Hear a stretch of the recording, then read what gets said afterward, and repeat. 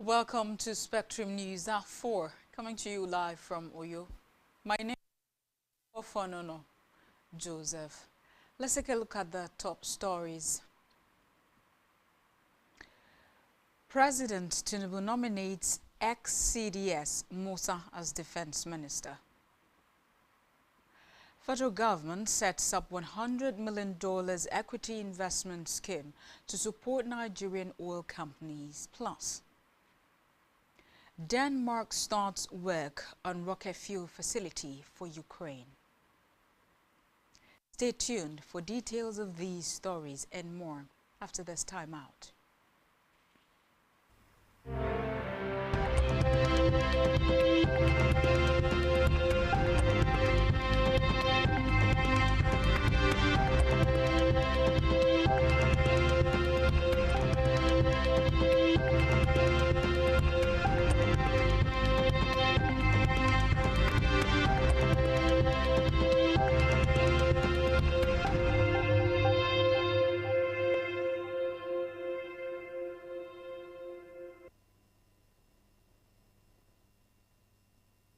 For joining us on the news at this hour.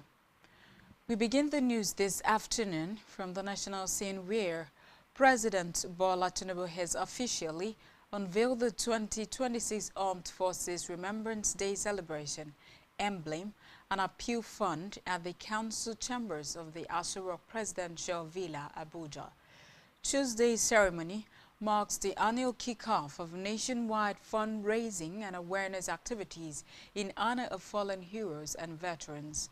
It also leads up to the Armed Forces Remembrance Day on January 15, 2026. The ceremony drew top security chiefs, including the Inspector General of Police, Kayode Egbetokun, the Chief of Air Staff, Sunday Anike, and the Chief of Defense Intelligence, Emmanuel Odiendeye. Meanwhile, President Bola Tinubu has nominated former Chief of Defense Staff CDS General Christopher Gwabin Musa, retired, as the new Minister of Defense. In a letter to Senate President Godswill Akpabio, Tinubu disclosed Musa's nomination as the successor to Alhaji Mohammed Badaru, who resigned on Monday. Musa served as Chief of Defense Staff from 2023 until October 2025. He won the Colin Powell Award for soldiering in 2012. Born in Sokoto in 1967, Musa received education there before attending the College of Advanced Studies in Zaria. He graduated and enrolled at the Nigerian Defense Academy the same year, earning a Bachelor of Science degree upon graduation in 1991. Away from that, the federal government has launched a $100 million equity investment scheme aimed at boosting the capacity by the Executive Secretary of the Nigerian Content Development and Monitoring Board, NCDMB, Felix Ogbe. Speaking at the signing of a memorandum of understanding between the NCDMB and the Bank of Industry, BOI, Ogbe said the scheme was designed to support high-growth indigenous energy service companies. We move now to the Red Chambers, where relief is underway for retired police officers as the Pension Reform Bill 2025, which will give legal seal to the exit of police personnel from the contributory pension scheme, will be passed today at the Senate. Senate President Godswill Akpabio gave the hint at a meeting with retired police officers under the aegis of Police Retired Officers Forum, PROF, stating that since all security agencies have exited the scheme, there was no point retaining police retirees. He lauded the service offered by retired police officers and their colleagues, noting that they have been a strong pillar in internal security. At the meeting, Akpabio promised that all hindrances to its passage will be removed to enable the former police officers have a better deal like their counterparts.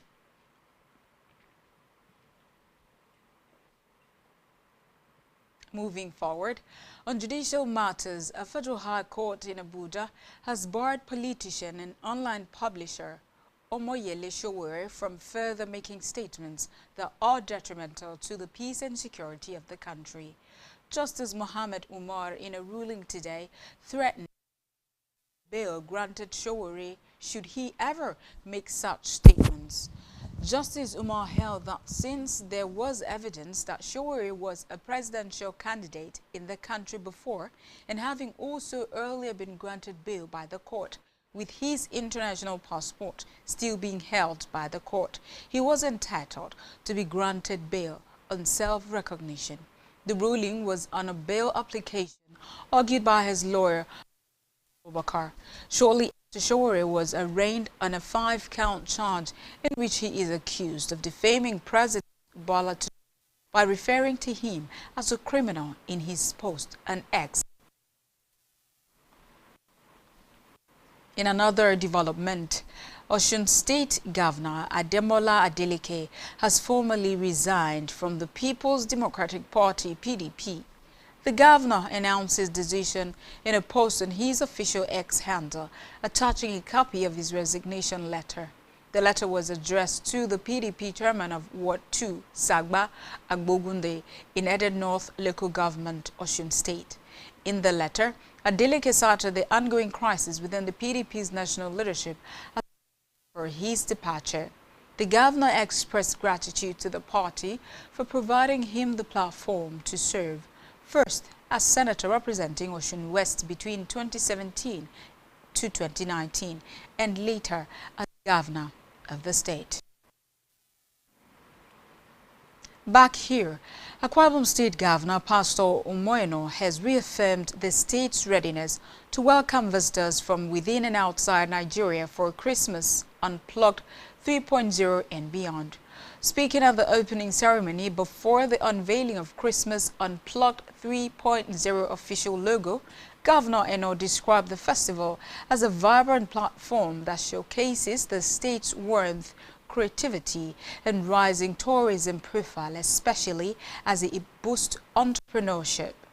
He noted that Akwa Ibom is making significant strides in aviation, citing the recent upgrade of the Victor Atta International Airport as a major boost to global accessibility.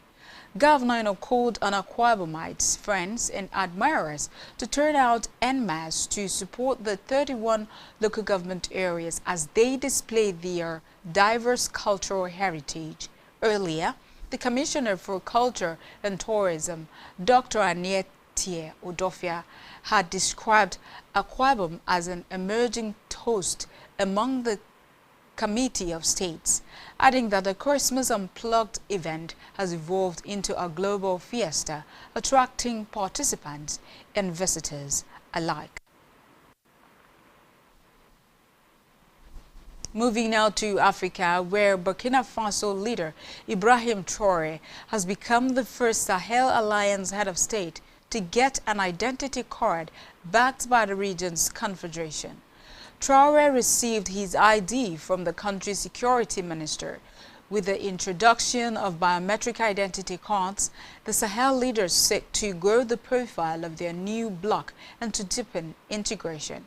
The move also shows that Burkina Faso, Mali, and Niger are determined in serving their ties with West African bloc ECOWAS. Meanwhile, the identity card is set to incorporate advanced security features that guarantee reliable identification and the protection of personal data. We move now to the foreign scene, where United States House Appropriations Committee will host a joint congressional briefing on today to examine the alleged persecution of Christians in Nigeria.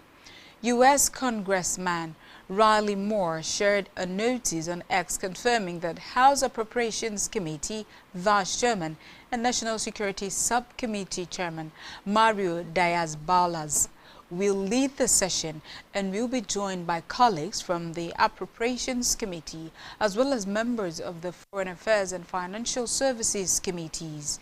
The briefing will also feature input from representatives of the U.S. Commission on International Religious Freedom and other subject matter experts.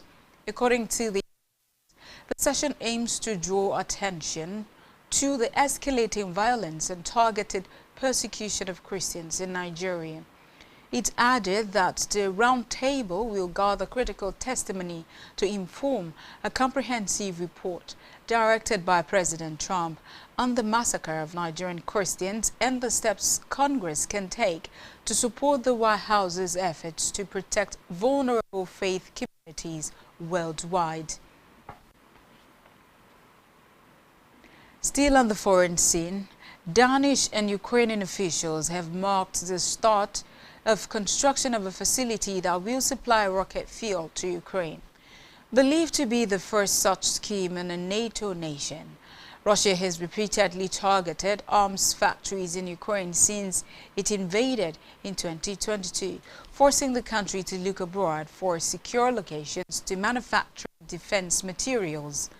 Danish officials said they could not confirm if the site, due to start producing rocket and drone fuel in autumn 2026, was the first of its kind, as others may have been constructed secretly for security reasons. Ukrainian firm Firepoint, which develops drones and missiles for the military, is establishing the site along with the Danish government. Still to come in the news, Morocco unveils stadiums hosting CAF AFCON 2025 matches. Stay tuned for details of these and more when we return from this break.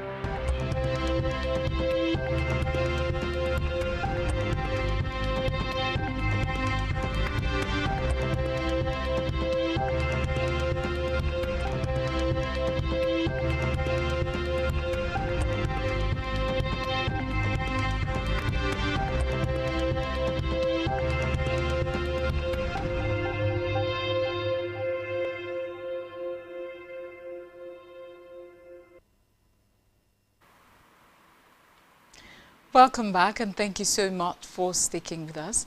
Now we conclude on the rest of our news stories.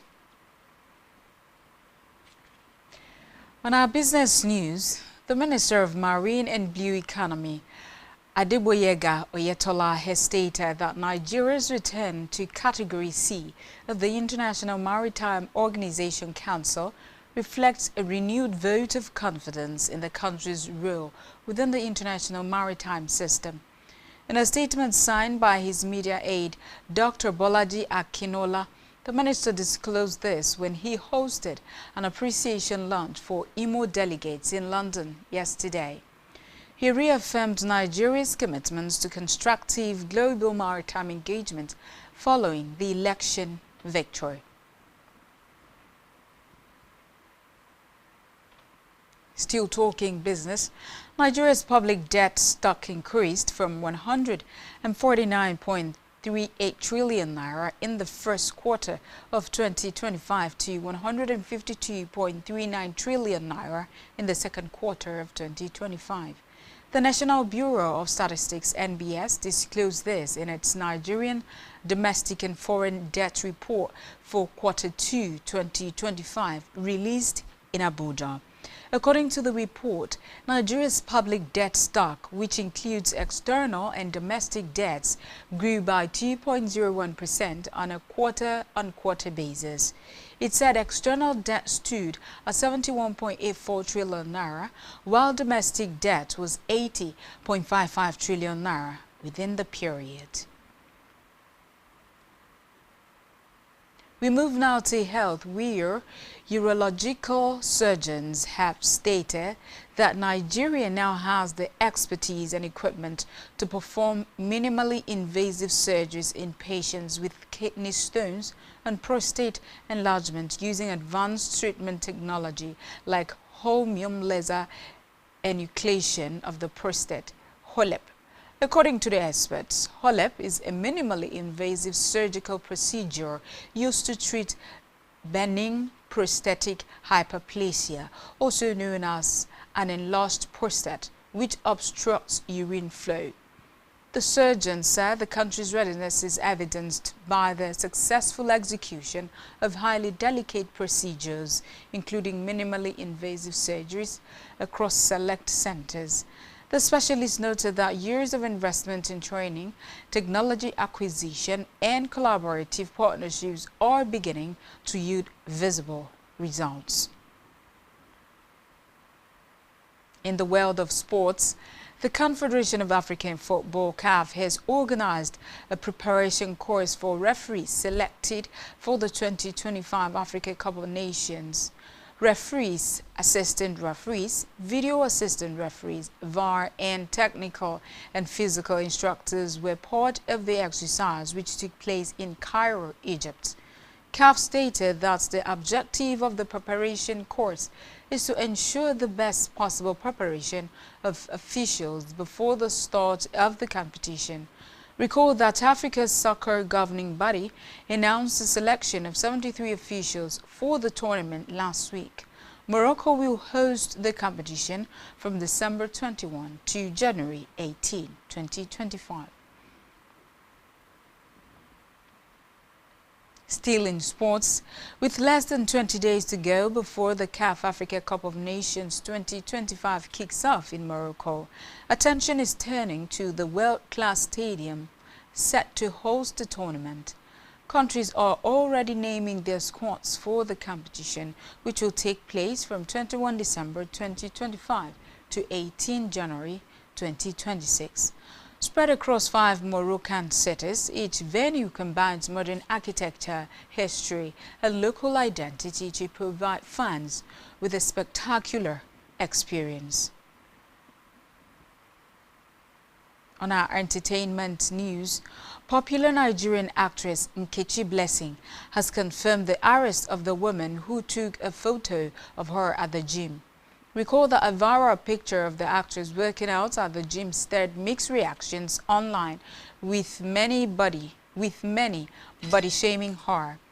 Reacting to the ridicule, Blessing stressed that she goes to the gym to stay fit, not for fashion shows or the runway. However, speaking on the Honest Bunch podcast, the actress, who broke down in tears, lamented being body shamed.